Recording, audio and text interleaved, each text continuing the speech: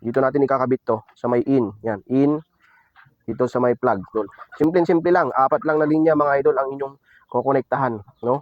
Ito kasing isa, naka-direct na to, mga idol. Naka-rekta na. Dati nang nakakabit to, yung...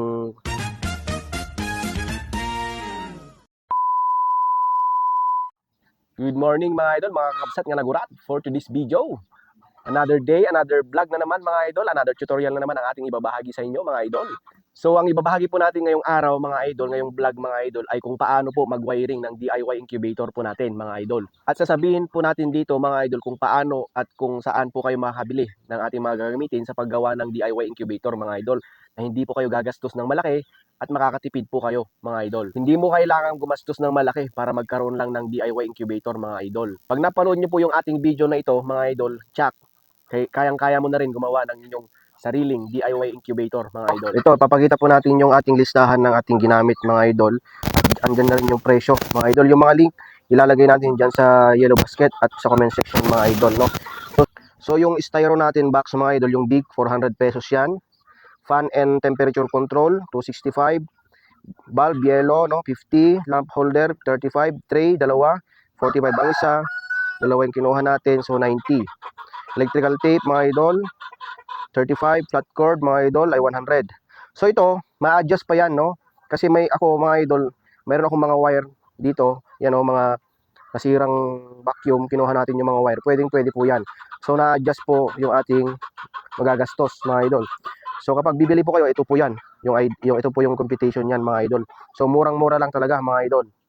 Yan, isa-isahin po natin yung ating mga gagamitin, materials, mga idol. So styro, yan. Ito, big yan, mga idol. Yan po kalaki. Ginagamit na rin natin to. Binaklas lang natin yung wiring talaga, mga idol, para sa inyo. Para ibahagi po sa inyo kung paano siya i-wiring. No? Ito yung fan natin, styro natin, mga idol. Ayan, 400 pesos. Fan and temperature control. Ito yung fan, mga idol. Model G-Box.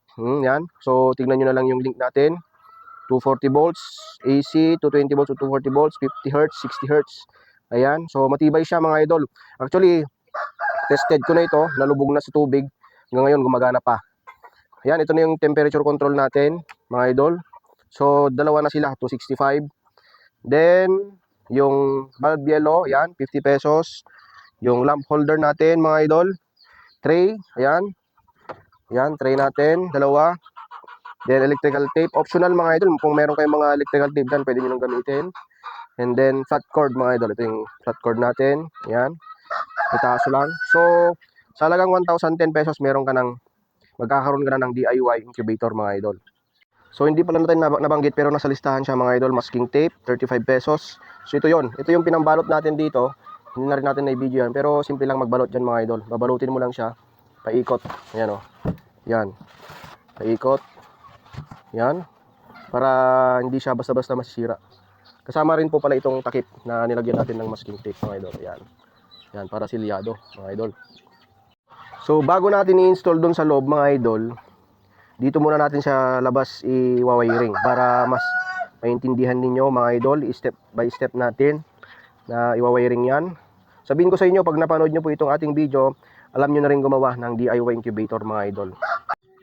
Ayun, mga idol. So, habang ginagawa dito, pwede nyong picturean at kumuha ng ballpen at papel, mga idol, para maguhit nyo na rin itong wiring diagram niya, no? So, ito ay nagawa na ng karamihan, mga idol. Uulitin lang natin para sa inyo.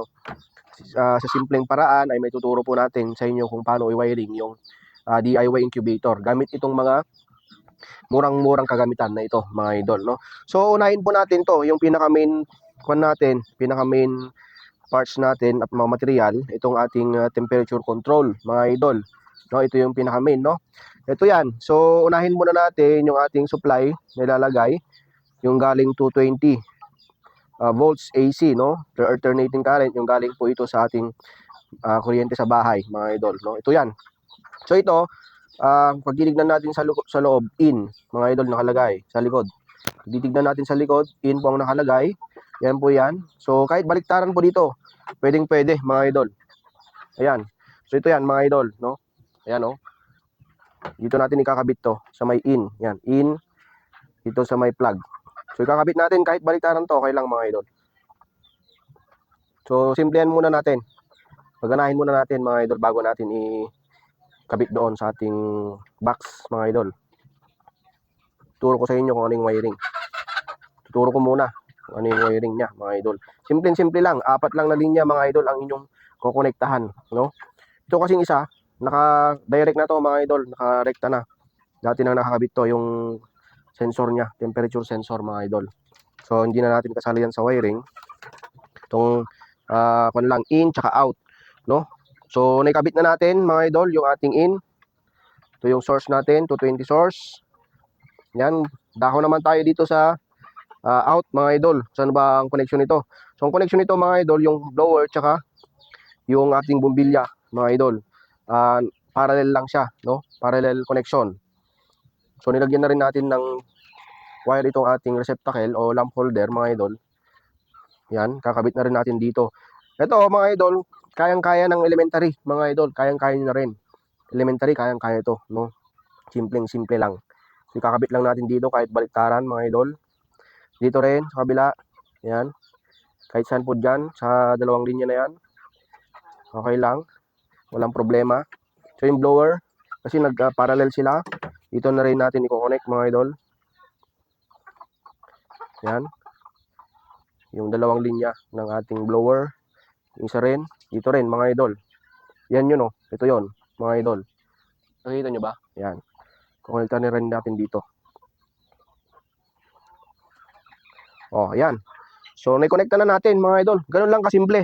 So, ilalagay na rin natin tong bumbilya mga idol. Dito sa may receptacle o lamp holder. Lalagay natin dito. Oh. Pwede na nating paganahin, no? Yan mga idol, nilagyan na natin ng tape mga idol para hindi tayo kuryente, no? Salang-alang natin yung safety natin mga idol. Testing time. Ayan, oh, mga idol. Ganyan lang kasimple yung wiring niya mga idol, no?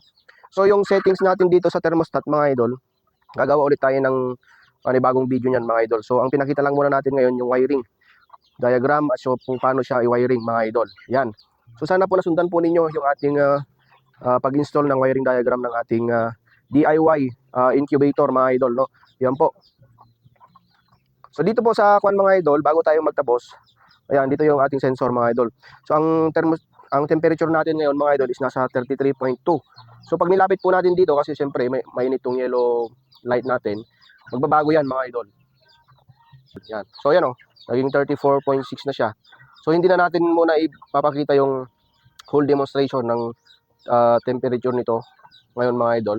So ang pinaka kuan natin dito, pinakita natin dito ay yung installation muna, yung wiring diagram mga idol, no? So maraming salamat mga idol. Sana nasundan po ninyo yung ating tutorial ngayong video na ito. Maraming salamat. Paki-share naman ang ating video para marami pa tayong matulungan mga idol. Maraming salamat. God bless.